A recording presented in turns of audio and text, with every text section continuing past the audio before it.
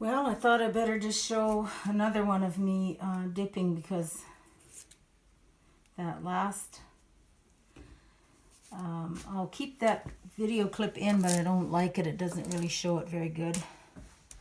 So here it is. And again, I just have it on warm.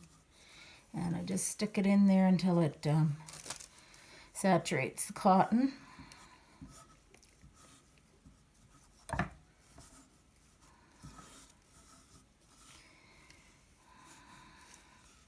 Kind of not as easy with this heavier stuff, it seems.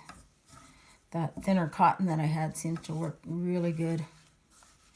And also, the other additive that you could put in with the beeswax is called pine resin. I have no idea what that is.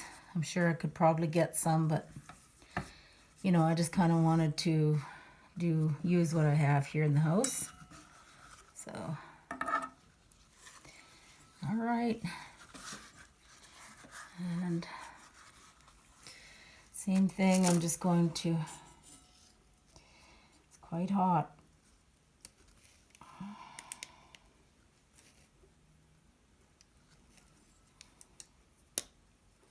Coating my my fingers. Ouch. I'm just gonna let this one glue together and see if I could actually prise it apart when it's done.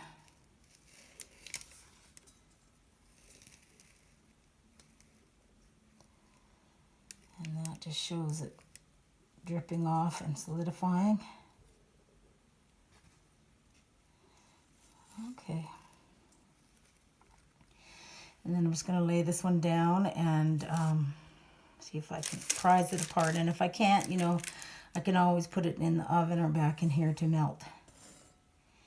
And as a matter of fact, when you've used it a lot and it gets all cracked and whatever, you can just wash it and then re-dip it into the beeswax to use it. And they say don't use it with meat and all that, but whatever. You can look into that for yourself. Alrighty.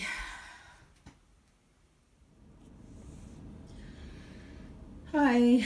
Okay, here's what I got from my 5 1-ounce cubes of beeswax.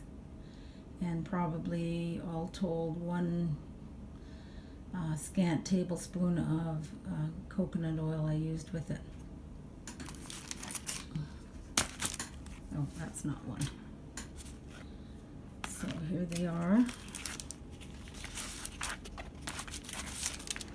And there's what I used for a camera stand.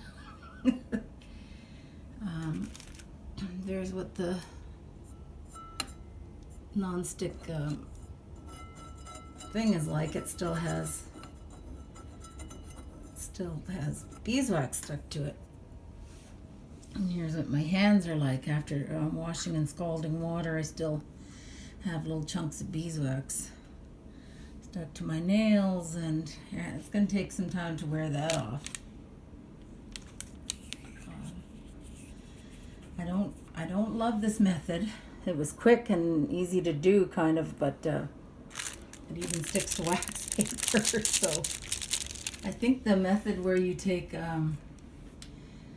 you get a baking sheet and line it with foil, and you get some tongs, maybe chopsticks or whatever you want to use to move the cloth around once you've melted the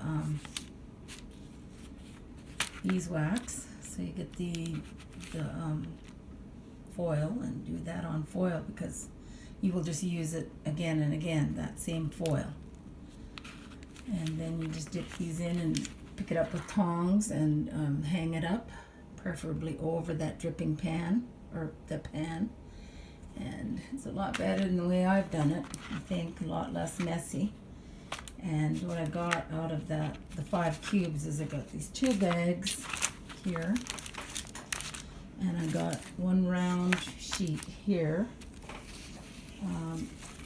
And I got this, oh, it's stuck, sheet here. And I can see that I have a little dry spot there, which I'll have to remelt this, I think, in the oven. Can't really focus on it, but if you can see it there. And then I have this one, which is the one that I was trying to catch the very last dredges of the beeswax, and of course, as you can see, I did not. You can see where it's dry. So I'm going to have to get some more. All in all, I'm happy with it. I do want to show how it will wrap something, but I'm using the one-handed filming method with my iPhone. But just the warmth of my hand will warm it up enough to where it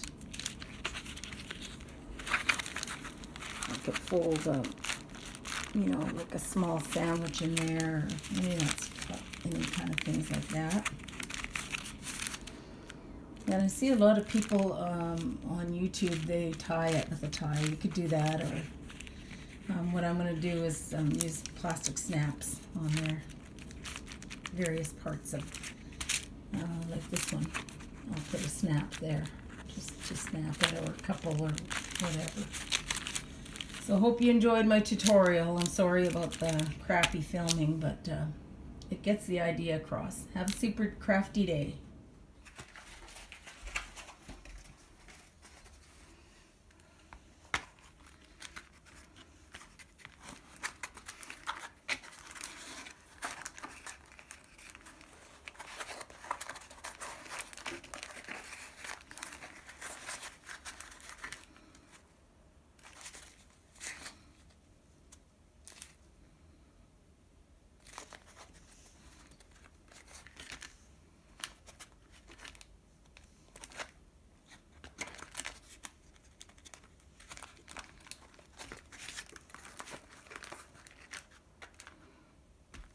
And you just wash it up with tepid water and soap. Hope that was a better demonstration.